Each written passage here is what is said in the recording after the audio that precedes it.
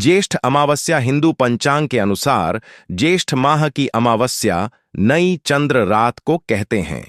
यह दिन धार्मिक और आध्यात्मिक दृष्टि से बहुत महत्वपूर्ण माना जाता है, खासकर पितरों की शांति, दान पुण्य और तीर्थ स्नान के लिए। यहां हम इसकी पौराणिक कथा, धार्मिक महत्व और परंपराओं की पूरी गहराई से चर्चा करेंगे। एक, ज्येष्ठ अमावस्या की पौराणिक कथा। कहानी। पुराणों में एक कथा आती है जो पितृतर्पण और इस दिन के महत्व को दर्शाती है। यह कहानी मुख्यतः महाभारत काल से जुड़ी हुई है। कथा। भीष्म पितामह और ज्येष्ठ अमावस्या। जब भीष्म पितामह को इच्छा मृत्यु का वरदान प्राप्त था और वे शरशय्या पर लेटे हुए थे, तब उन्होंने युधिष्ठिर को धर्म, पितृ आरण और कर्मों की गहराई से जानकारी दी। उन्होंने कहा, पितरों का आरण मनुष्य जीवन में सबसे बड़ा होता है। यदि कोई व्यक्ति पितरों की आत्मा की शांति के लिए श्राद्ध, तर्पण और दान करता है तो वह पितृ आरण से मुक्त हो सकता है। खासकर ज्येष्ठ अमावस्या को तर्पण करने से पितृलोक में पितर संतुष्ट होकर आशीर्वाद देते हैं। भीष्म पितामह ने यह भी बताया कि ज्येष्ठ अमावस्या को तर्पण और ब्राह्मण भोजन कराने से पितृदोष भी शांत होता है। इसी कारण यह दिन अत्यंत शुभ माना गया। 2. धार्मिक महत्व। पितृपूजन का दिन। इस दिन पितरों के निमित्त तर्पण, पिंडदान और ब्राह्मण भोजन कराया जाता है। दान पुण्य का दिन। इस दिन जल, अन्न, वस्त्र, छाता, पंखा, घड़ा आदि का दान करने से विशेष फल मिलता है। तीर्थ स्नान। विशेष रूप से गंगा, यमुना या किसी पवित्र नदी में स्नान करके पितरों की शांति के लिए प्रार्थना की जाती है। वट सावित्री व्रत का संबंध। कुछ क्षेत्रों में वट सावित्री व्रत ज्येष्ठ अमावस्या को भी मनाया जाता है, जहां पतिव्रता स्त्रियां वट वृक्ष, बरगद की पूजा करती हैं। तीसरी, ज्येष्ठ अमावस्या से जुड़ी एक और लोक कथा। प्राचीन काल में एक निर्धन ब्राह्मण और उसकी पत्नी रहते थे। उनके पास इतना भी धन नहीं था कि वे नियमित रूप से तर्पण कर सकें। एक दिन उनकी पत्नी ने ज्येष्ठ अमावस्या को निर्जल व्रत रखा और पंखा, जल और वस्त्र दान किए।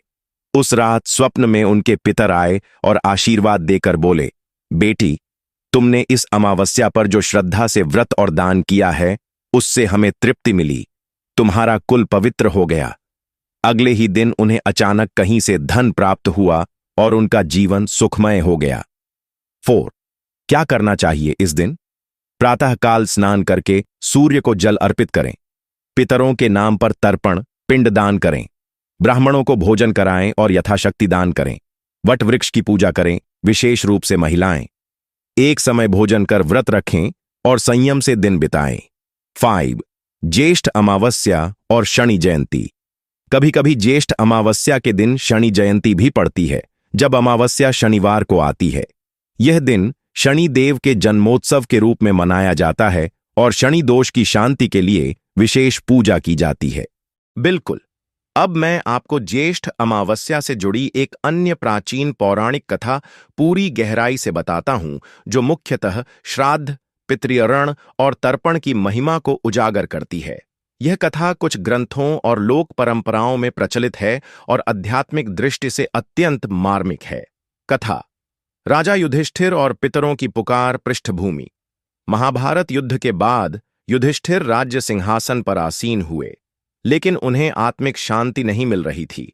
उनका हृदय युद्ध में मारे गए अपने सगे संबंधियों और पूर्वजों के लिए ग्लानि और दुख से भरा था। एक दिन उन्होंने सपने में अपने पितरों को देखा, जो दुर्बल, थके और व्यथित लग रहे थे। उन्होंने कहा, राजन, हमें जल नहीं मिल रहा, तर्पण नहीं मिला। तुमने राजसूय यज्ञ किए, अश्वमेध किया, पर पितरों का आरण नहीं चुकाया। युधिष्ठिर भयभीत और व्याकुल होकर प्रातःकाल आर्षियों और ब्राह्मणों से मिले और कहा, मैंने सब कुछ किया, धर्मपालन, यज्ञ, तीर्थ, फिर भी मेरे पितर तृप्त क्यों नहीं हैं? तब एक वृद्ध तपस्वी ने कहा, राजन, तुमने पिंडदान या तर्पण विधिपूर्वक नहीं किया। खासकर ज्येष्ठ माह की अमावस्या, जो पितरों के तर्पण की सबसे श्रेष्ठ तिथि मानी गई है, उस दिन तर्पण करने से ही पितर तृप्त होते हैं। युधिष्ठिर ने उसी वर्ष ज्येष्ठ अमावस्या के दिन गंगा के तट पर विधिवत स्नान, श्राद्ध, पिंडदान और तर्पण किया। उन्होंने ब्राह्मणों को दान दिया, अन्न वस्त्र बांटे और निर्धनों को भोजन कराया। उस रात युधिष्ठिर को फिर स्वप्न आया। उनके पितर अब तेजस्वी रूप में खड़े थे, शांत और संतुष्ट। वे बोले, तुमने ज्येष्ठ अमावस्या पर जो श्रद्धा से तर्पण किया है, उससे हम तृप्त हुए। तुम्हारा कुल अब पवित्र है। तुम्हारे राज्य में अन्न, जल और धर्म की कमी नहीं होगी। कथा का आध्यात्मिक भावार्थ। पितृऋण केवल कर्मकांड नहीं, एक आत्मिक कर्तव्य है। जो व्यक्ति अपने पूर्वजों को भूल जाता है, उसका जीवन अधूरा रहता है। ज्येष्ठ अमावस्या केवल अमावस्या नहीं, वह पूर्वजों की स्मृति और आत्मशुद्धि का दिन है। लोक मान्यता और संकेत। कहते हैं, इस दिन अगर बिना कारण घर में पंखा गिर जाए, दीपक बुझ जाए या जल बिखर जाए, तो यह पितरों की ओर से स्मरण या संकेत होता है। अगर कोई व्यक्ति इस दिन जल में तर्पण करके अपने कुल का स्मरण करे, तो वह 7 जन्मों तक पितृ आरण से मुक्त रहता है। विशेष संकेत। यदि ज्येष्ठ अमावस्या को बरसात की पहली बूंदें गिरें, तो उसे पितरों का आशीर्वाद माना जाता है। इस दिन वृक्ष लगाना, विशेष रूप से पीपल या वट वृक्ष, बड़े पुण्य का कार्य होता है। अब मैं आपको ज्येष्ठ अमावस्या से जुड़ी एक और गहराई से समझाई गई कथा सुनाता हूं, जो लोक कथाओं और पुराणों में पितृदोष, तर्पण और दान की शक्ति को दर्शाती है। यह कहानी विशेष रूप से ग्रामीण भारत में लोक विश्वास के रूप में बहुत प्रसिद्ध है। कथा। निर्धन ब्राह्मण और उनकी पत्नी की श्रद्धा प्रस्तावना। बहुत प्राचीन समय की बात है। एक छोटा सा गांव था, जहां सुदर्शन नाम के एक अत्यंत गरीब ब्राह्मण अपनी धर्मपत्नी सुमति के साथ रहते थे। उनके पास धन दौलत कुछ नहीं था, लेकिन दोनों बड़े ही धार्मिक और श्रद्धालु थे। कथा आरंभ। ज्येष्ठ माह की भीषण गर्मी चल रही थी। सूरज जैसे आग उगल रहा था। गांव के लोग ज्येष्ठ अमावस्या के लिए तैयारी कर रहे थे। स्नान, दान, तर्पण और ब्राह्मण भोज। सुमति बोली, स्वामी, कल अमावस्या है, हमें भी पितरों के लिए कुछ करना चाहिए। सुदर्शन बोले, हमारे पास देने को क्या है सुमति? एक दाना अन्न नहीं, वस्त्र फटे हुए और जल के लिए भी कुएं पर लाइन लगती है। सुमति ने कहा, तो क्या हुआ, हम श्रद्धा तो दे सकते हैं। चलिए, गंगा जल लाते हैं और पितरों का स्मरण करके उनके लिए फल, जल और तुलसी पत्र चढ़ाते हैं। दोनों ने व्रत रखा। सुमति ने पत्तों से पंखा बनाया और गंगा से थोड़ा जल लाकर तुलसी दल डालकर एक दोना बनाया और सूर्य अस्त होते समय पितरों को अर्पित किया। दोनों ने केवल जल पीकर रात्रि व्यतीत की। रात का चमत्कार। उस रात्रि जब दोनों खुले आंगन में सो रहे थे, उन्हें स्वप्न आया। उन्होंने देखा कि 3 तेजस्वी दिव्य पुरुष उनके सामने खड़े हैं। उन्होंने कहा, हे सुदर्शन और सुमति, हम तुम्हारे पितर हैं। इस अमावस्या पर तुम्हारी श्रद्धा ने हमें तृप्त कर दिया। तुमने जो प्रेम और आस्था से जल और तुलसी समर्पित किया, वह हमारे लिए स्वर्ग सदृश है। अब तुम्हारे जीवन में सुख, धन और संतान सब कुछ आएगा। अगले दिन का चमत्कार। सुबह एक धनी सेठ उनके दरवाजे आया। उसने कहा, मुझे स्वप्न में आदेश मिला कि मैं सुदर्शन ब्राह्मण को अपने खेतों की देखरेख सौंपूं और आधा भाग दूं। धीरे धीरे उनका जीवन बदल गया। खेत, अन्न, वस्त्र, घर सब कुछ मिल गया। और सबसे बड़ी बात, उनके मन में धर्म और श्रद्धा का भाव वैसा ही बना रहा। इस कथा का गूढ़ अर्थ। वट, श्रद्धा से किया गया तर्पण ही पितरों को तृप्त करता है, भले ही उसमें सामग्री साधारण हो। 2, दान पुण्य का मूल्य उसकी भावना में है, वस्तु की मात्रा में नहीं। 3, जो व्यक्ति पितृभक्ति करता है, उसके भाग्य स्वतः बदलते हैं। 4, ज्येष्ठ अमावस्या का मुख्य संदेश यही है, अपने पूर्वजों को श्रद्धा से स्मरण करो, वे तुम्हें आशीर्वाद देंगे। कथा से प्रेरणा लेने योग्य बातें। प्रतीक अर्थ, जल जीवन का अर्पण, तुलसी शुद्धता और भक्ति पंखा, गर्म जीवन में शीतलता का प्रयास, व्रत आत्म संयम का अभ्यास, स्वप्न में दर्शन, आत्मा की संतुष्टि और संकेत। बहुत सुंदर प्रश्न।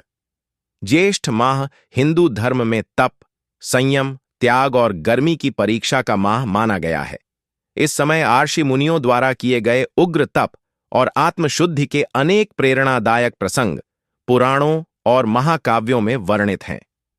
अब मैं आपको एक विशेष पौराणिक कथा सुनाता हूं, जो ज्येष्ठ माह से जुड़ी है। यह कथा है, कथा आर्षि जाबाली और उनके पुत्र सत्यकाम की प्रसंग, सत्य की परीक्षा और तप की शक्ति। यह कथा छांदोग्य उपनिषद में वर्णित है और तपस्विता, गुरु शिष्य परंपरा और सत्य की महिमा को प्रकट करती है। कथा आरंभ। अर्षि जाबाली एक महान तपस्वी थे। ज्येष्ठ मास में वह हमेशा गहन वन में व्रत, मौन और योग के अभ्यास में लीन रहते। एक बार उनका पुत्र सत्यकाम अपनी माता से बोला, मां, मैं ब्रह्मज्ञान प्राप्त करना चाहता हूं, मुझे गुरुकुल जाना है। मां बोली, बेटा, मैं एक ब्राह्मणी हूं, लेकिन मैं नहीं जानती कि तू किस गोत्र का है। मैंने तुझे सत्य के साथ पाला है, तेरा नाम सत्यकाम है, तू हमेशा सत्य का अनुसरण कर। सत्यकाम ने जंगल में जाकर ऋषि गौतम से दीक्षा मांगी। ऋषि ने पूछा, बेटा, तू कौन है, तेरा गोत्र क्या है? सत्यकाम बोला, भगवान, मेरी माता का नाम जबाला है, वे नहीं जानती कि मैं किस गोत्र का हूं, मैं बस सत्य बोल सकता हूं, झूठ नहीं। गौतम ऋषि आश्चर्यचकित और प्रसन्न हुए।